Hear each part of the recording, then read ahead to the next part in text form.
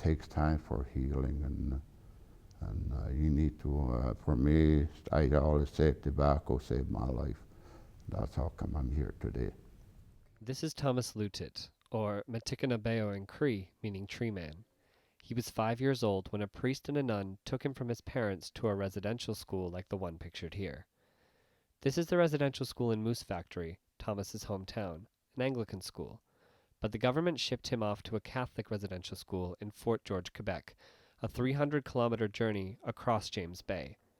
Thomas would be sexually abused before the boat even reached shore.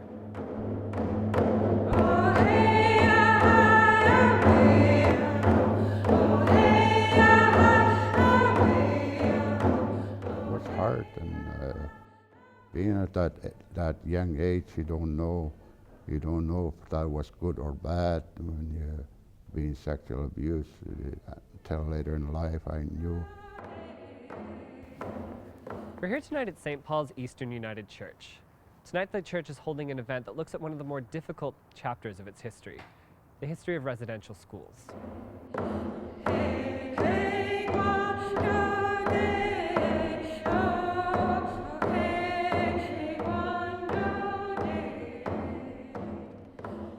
The healing of the relationship and healing of our shame and guilt and so on is so important. And to have the women drumming, to hear that, it just touches such a deep chord, to hear that and feel that. And to hear the comments and the pain that is still there and the stories that still need to be heard.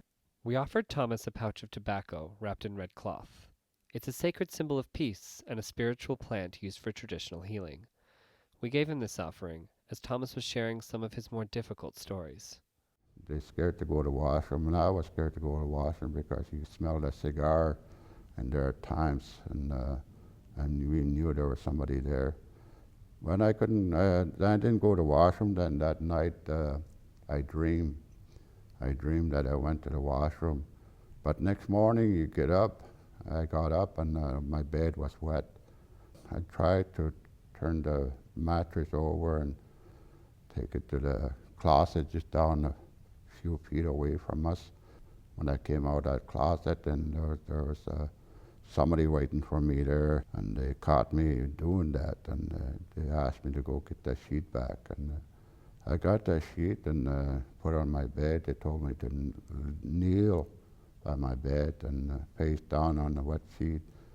So I was doing that, and they put my head on the sheet and rubbed my face on it.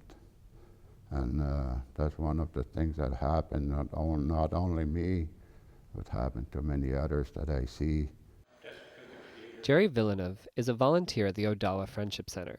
The church has offered its basement to the center as a space where the Aboriginal community can come together. I think for the United Church to move forward, offering the space for us to do our circles, our healing, and opening up a dialogue to communication, to talk, I congratulate the church. We have to move forward. Other church needs to do the same thing, One voice, one spirit, one body, one soul, and let's put our differences aside and let's come together as one. We made our way to Chelsea, Quebec, to meet with James Scott, who represented the United Church during the Truth and Reconciliation Commission. The commission was created 5 years ago to repay the victims of residential schools. It gave the largest settlement in Canadian history. Hi there. Nice to see you. To see you. Welcome. Come on in. The elements of the settlement agreement aren't only backward-looking. They're not only reparation for the harm that was done. They are about laying a foundation for a new kind of relationship, recognizing that after the 5-year TRC process is over, that's only opening up the question, but we're still all going to be here. We're still all going to be involved in reconciliation work. When I received that check and I put it on the table, and I felt so sick, and that the money doesn't pay the pain.